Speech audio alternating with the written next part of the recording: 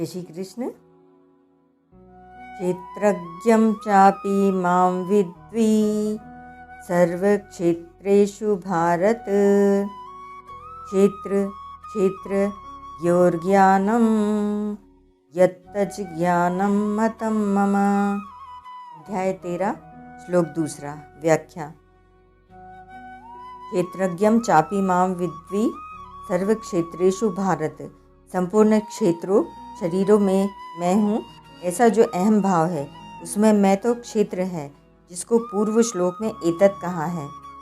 और हूँ मैंपन का ज्ञाता क्षेत्रज्ञ है, जिसको पूर्व श्लोक में व्यक्ति पद से जानने वाला कहा है। मैं का संबंध होने से ही हूँ है। अगर मैं का संबंध न रहे तो हूँ नहीं रहेगा, प्रत्युत है रहेगा। कारण कि है ही मैं के साथ संबंध होने से हूँ कहा जाता है।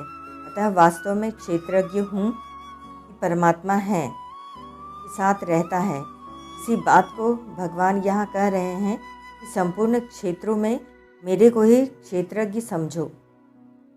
मनुष्य किसी विषय को जानता है तो वह जानने में आने वाला विषय ज्ञेय कहलाता है। उस ज्ञेय को वह किसी करण के द्वारा ही जानता है। कारण दो तरह का होता है, बहिकरण और अंतःकरण। मनुष्य विषयों को बहिकरण श्रोत्र नेत्र आदि से जानता है और बहिकरण को अंतःकरण मन बुद्धि आदि से जानता है। उस अंतःकरण की 4 वृत्तियां हैं, मन बुद्धि चित्त और अहंकार। इन चारों में ही अहंकार सबसे सूक्ष्म है, जो कि एक देशी है। यह अहंकार भी जिससे देखा जाता है जाना जाता है, वह जानने वाला प्रकाश स्वरूप क्षेत्रज्ञ है। उस अहम भाव की भी ज्ञाता क्षेत्रज्ञ को साक्षात मेरा स्वरूप समझो।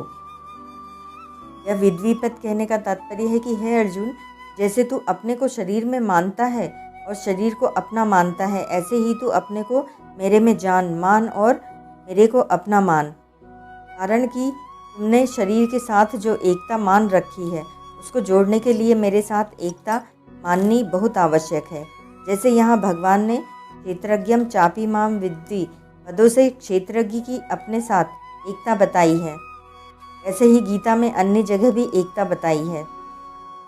जैसे दूसरे अध्याय के 17वें श्लोक में भगवान ने शरीरी क्षेत्रज्ञ के लिए कहा कि जिससे यह संपूर्ण संसार व्याप्त है, उसको तुम अविनाशी समझो। अविनाशी तू तद्विधि येन सर्वमिदं ततम्। और 9वें अध्याय के 4थे श्लोक में अपने लिए कहा कि मेरे से यह संपूर्ण संसार व्याप्त है, मया तत्मिदं सर्वम जगद व्यक्त मूर्तिना। यहाँ तो भगवान ने क्षेत्रज्ञ अंश की अपने अंशी के साथ एकता बताई है और आगे इसी अध्याय के 34वें श्लोक में शरीर संसार कार्य की प्रकृति कारण के साथ एकता बताएंगे। तात्पर्य कि शरीर तो प्रकृति का अंश है, इसीलिए तुम इससे सर्वथा विमुख हो जाओ। तुम मेरे अंश हो, इसीलिए तुम मेरे सम्मुख हो जाओ। शरीर की संसार के साथ स्वाभाविक एकता है, परंतु यह जीव शरीर को संसार से अलग मानकर उसके साथ ही अपनी एकता मान लेता है। परमात्मा के साथ क्षेत्रज्ञ की स्वाभाविक एकता होते हुए भी शरीर के साथ एकता मानने से यह अपने को परमात्मा से अलग मानता है। शरीर को संसार से अलग मानना और अपने को परमात्मा से अलग मानना, ये दोनों ही गलत मान्यताएं हैं। अतः भगवान यहाँ विद्वि पद से आज्ञा देते हैं कि क्षेत्रज्ञ मेरे साथ एक है, ऐसा समझो। तात्पर्य है कि तुमने जहाँ शरीर के साथ अपनी एकता मान रखी है, वहीं मेरे साथ अपनी एकता मान लो, जो कि वास्तव में है। शास्त्रों में प्रकृति, जीव और परमात्मा, इन तीनों का अलग अलग वर्णन आता है, किंतु यहाँ अपी पद से भगवान एक विलक्षण भाव की ओर लक्ष्य कराते हैं। शास्त्रों में परमात्मा के जिस सर्वव्यापक स्वरूप का वर्णन हुआ है, वह तो मैं हूँ ही। इसके साथ ही संपूर्ण क्षेत्रों में क्षेत्रज्ञ रूप से पृथक पृथक दिखने वाला भी मैं ही हूँ। अतः प्रस्तुत पदों का यही भाव है कि क्षेत्रज्ञ रूप से परमात्मा ही है, ऐसा जानकर साधक मेरे साथ भिन्नता का अनुभव करे। स्वयं संसार से भिन्न और परमात्मा से अभिन्न है। इसीलिए यह नियम है कि संसार का ज्ञान तभी होता है जब उससे सर्वथा भिन्नता का अनुभव किया जाए। तात्पर्य है कि संसार से राग रहित होकर ही संसार के वास्तविक स्वरूप को जाना जा सकता है। परंतु परमात्मा का ज्ञान उनसे अभिन्न होने से ही होता है। इसीलिए परमात्मा का यथार्थ ज्ञान प्राप्त कराने के लिए भगवान क्षेत्रज्ञ के साथ अपनी भिन्नता बता रहे हैं। इस अभिन्नता को यथार्थ रूप से जानने पर परमात्मा का वास्तविक ज्ञान हो जाता है। क्षेत्र क्षेत्र ययोर ज्ञानम यत् ज्ञानम मतम मम।